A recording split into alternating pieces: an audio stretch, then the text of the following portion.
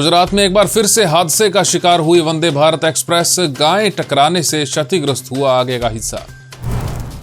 इंदौर में 3 नाबालिग सहेलियों ने खाया जहर। अलग अलग कारणों से परेशान थी तीनों लड़कियां। दिल्ली में मामूली बात पर युवक ने लोगों पर चढ़ा दी तेज रफ्तार कार। घायलों का अस्पताल में इलाज जारी। नमस्कार, मैं हूं संजय सेठी। आप देख रहे हैं जेएसडी टाइम्स। गुजरात में एक बार फिर से semi high speed train Vande Bharat express हादसे का शिकार हो गई है। यह हादसा वलसाड़ के अतुल रेलवे स्टेशन पर हुआ।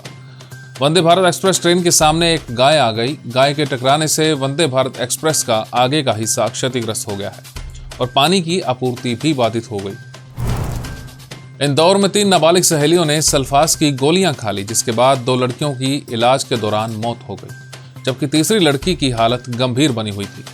इनमें से 2 लड़कियां तो अपने निजी कारणों से परेशान थीं, जबकि तीसरी सहेली ने उनको दुखी देखकर यह कदम उठाया।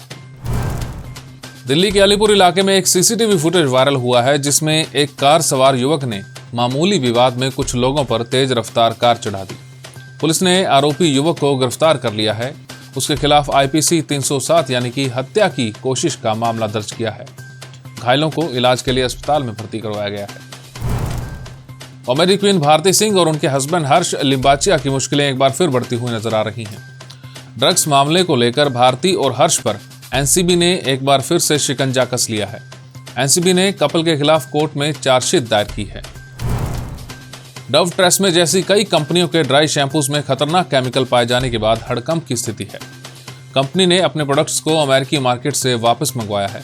इस बीच लोगों में प्रोडक्ट्स को लेकर आशंका बढ़ गई है और डर देखा जा रहा है। ट्विटर की कमान संभालने के बाद जहां एक और अपने एक्शन मोड को लेकर एलन मस्क चर्चा में हैं, तो वहीं अब उनका ताजा ट्वीट सुर्खियों में है। मस्क ने ट्वीट कर कहा है कि अब ट्विटर पर कॉमेडी लीगल हो जाएगी। अमेरिकी सदन की स्पीकर नैन्सी पेलोसी के घर में घुसकर बदमाशों ने उनके पति पर हथौड़े से हमला कर दिया था। इस घटना को लेकर अमेरिका के सियासी गलियारों में हलचल मच गई है। अमेरिका के राष्ट्रपति जो बाइडेन समेत कई नेताओं ने इस घटना की निंदा की है।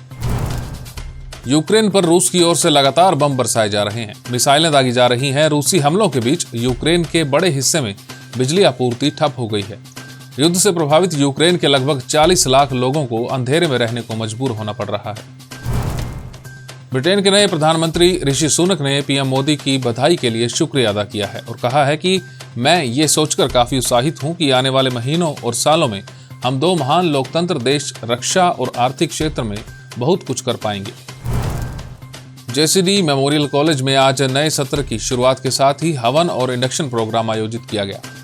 सुबह सभी स्टाफ सदस्य और विद्यार्थी हवन में शामिल हुए और एक सफल सत्र की कामना की। उसके बाद विद्यार्थियों के लिए इंडक्शन प्रोग्राम का भी आयोजन किया गया, जिसमें विद्यार्थियों का स्वागत किया गया और उनका इंट्रोडक्शन भी करवाया गया। इस हवन में यजमान के रूप में जेसीडी विद्यापीठ की प्रबंध निदेशक डॉक्टर शमीम शर्मा शामिल हुई।